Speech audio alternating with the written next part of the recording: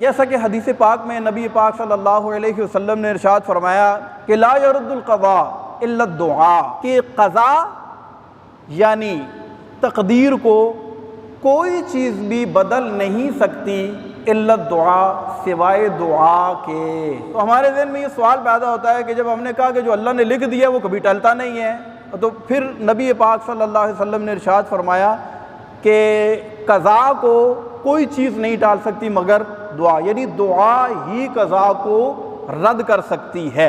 इसका क्या मतलब है? इसी तरह नबी पाक सल्लल्लाहु अलैहि वसल्लम ने, इसी हदीस का अगला हिस्सा है, तिरमिज़ी की हदीस पाक है, जिसमें नबी पाक सल्लल्लाहु अलैहि वसल्लम ने इरशाद फरमाया कि भलाई बिर यानी नेकी बंदे की उम्र में इजाफ़ा करती है। जबकि हम तो कहते हैं कि मौत का एक वक्त अटल है, फिक्स है, और ये क्या कि भलाई करे नेकी करे तो उसकी उम्र में इजाफ़ा हो जाएगा।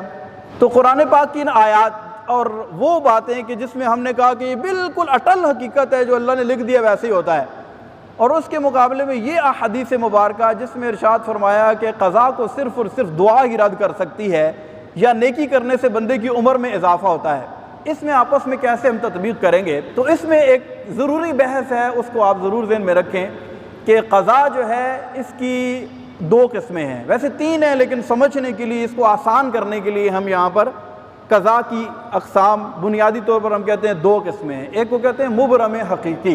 मुबरम का मतलब होता है पुख्ता की गई। मुबरम हकीकी का मतलब ये है कि जो अल्लाह तबारक व तआला के यहाँ लोहे महफूज पर लिख दी गई है और उसमें रद्दो बदल का इम्कान नहीं है, बल्कि अगर अंबियाए कराम अलैहिमुस्सलाम जैसी मुक़द्दस हस्तियाँ भी उस तकदीर जिसको हमने मुबरम हकीकी का नाम दिया है को बदलने के लिए दुआ करते हैं, तो अल्लाह तबारक व तआला की जानिब से उन्हें दुआ करने से मना कर दिया जाता है।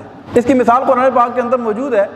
जब फरिश्ते हज़रत लूत अलैहिस्सलाम की कौम पर अज़ाब नाजिल करने के लिए आए, तो हज़रत इब्राहीम यानी अबरहीम यानी जो सरापा रहम दिल थे, तरस आ गया, अल्लाह की बारगाह में दुआ करते हैं, मौला माफ़ कर दे। इरशाद फरमाया या इब्राहीम अअरिज़ अन हाज़ा इन्नहु क़द जाअ अम्रु रब्बिक व इन्नहुम आतीहिम अज़ाबुन गैरु मरदूद। ए इब्राहीम, इस अज़ाब का इरादा अल्लाह तबारक व तआला ने फरमा लिया है, लिहाजा अअरिज़ अन हाज़ा, इससे एराज़ फरमाइए।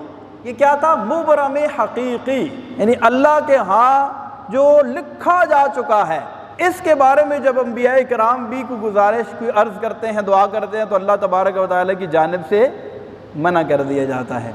एक दूसरी किस्म हमने ये बनाई, उलमाए किराम ने इरशाद फरमाई, जिसे कहते हैं मुअल्लक़ महज़। मुअल्लक़ महज़ वो है कि जो सुहुफ़े मलाइका यानी मलाइका की किताबों में जिसको दर्ज कर दिया गया और साथ में उसकी कोई ना कोई तालीक़ भी दर्ज कर दी गई,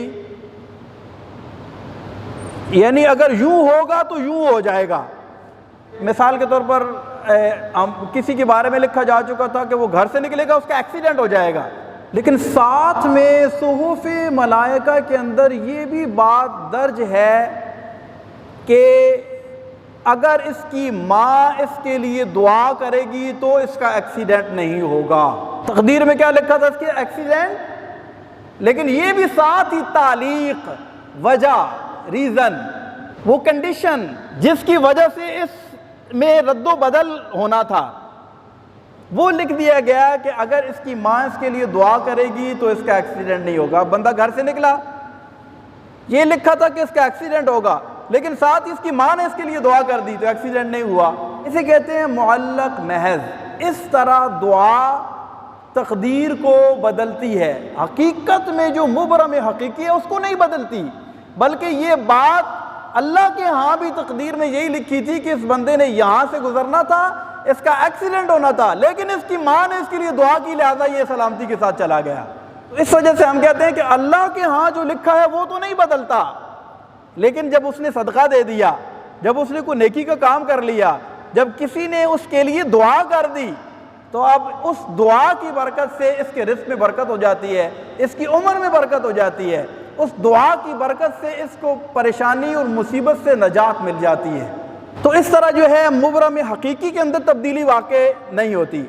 ये सारी बात करने के बाद इस तकदीर का एक होती है मुअल्लक़ महज़ और एक होती है शबीह बिही मुबरम। एक तीसरी किस्म भी बयान की गई कि जिसकी तालीक़ सुहफ़ मलाइका में मज़कूर नहीं होती, लेकिन अल्लाह के यहाँ उसकी तालीक़ मज़कूर होती है।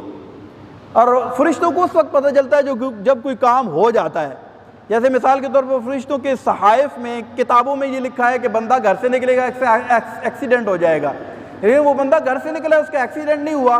बाद में फ़रिश्तों को पता चलता है कि इसकी माँ ने इसके लिए दुआ कर दी थी, इस वजह से इसका एक्सीडेंट नहीं हुआ। और माँ की दुआ का जिक्र अल्लाह के यहाँ मुबरम हकीकी में तो मज़कूर है, लेकिन सुहफ़ मलाइका में मज़कूर नहीं था। मलाइका को उस वक्त पता चला जब बंदा सही सलामत चला गया, उसका एक्सीडेंट नहीं हुआ। अब इनको पता चला कि इसकी माँ ने इसके लिए दुआ की थी। तकदीर में जो अल्लाह ने लिखा है, जो मुसीबत हमारे नसीब में है, वो हमें मिलकर रहेगी। अगर ये हमारा ईमान पुख्ता हो जाए तो बंदे को सब्र की दौलत नसीब हो जाती है। बेटी का रिश्ता नहीं हो रहा, हम कोशिश कर रहे हैं, अच्छा वलैसा लिल इंसानी इल्ला मा सआ। ये नहीं है कि हम तकदीर पर सब कुछ छोड़ के हाथ बांध के बैठ जाए, नहीं, जो तकदीर में होगा वो मिल जाएगा, अब हमें कोशिश करने की क्या ज़रूरत है। तो इस कोशिश का भी हमें हुक्म दिया गया है, ठीक है, कोशिश हमने करनी है हर चीज़ के लिए। वरना इसकी मिसाल मैं आपको ये देता हूँ कि अगर कोई बंदा ये कि भाई अगर नसीब में होगा तो मिल जाएगा, तो रिज़्क भी तो नसीब में होगा तो मिल जाएगा, उसके लिए हम कितनी कोशिश करते हैं। तो जिस तरह रिज़्क के लिए कोशिश करते हैं, इस तरह हर चीज़ के लिए हमने कोशिश करनी है। मिसाल के तौर पर हमें अच्छा रिश्ता नहीं मिलता, बेटी का या बेटे का रिश्ता नहीं मिलता, तो हम रिश्ता तलाश कर रहे होते हैं, रिश्ता नहीं मिलता तो हम परेशान हो जाते हैं, टेंशन का शिकार हो जाते हैं, डिप्रेशन, एंजाइटी, बीपी हाई होने लग जाएगा, शुगर हाई होने लग जाएगा, हर वक्त सोचते रहेंगे पता नहीं क्या बनेगा, पता नहीं क्या बनेगा।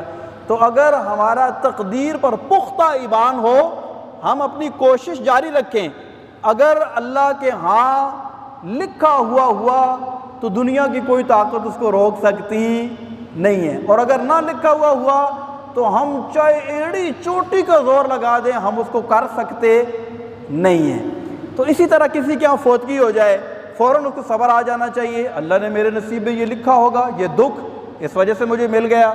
इसी तरह कोई रोज़ रिज़्क के लिए कोशिश करता है, मुसलसल मेहनत करता है, उसके रिज़्क में बज़ाहिर उसे रुकावट महसूस होती है, तो उसे अल्लाह तबारक व तआला की रज़ा पर राज़ी होना चाहिए। मेरे नसीब में अल्लाह ने ये लिख दिया होगा, इस वजह से ये परेशानी मुझे आ रही है, आजमाइश आ रही है, इसकी और कई वजूहात हो सकती हैं।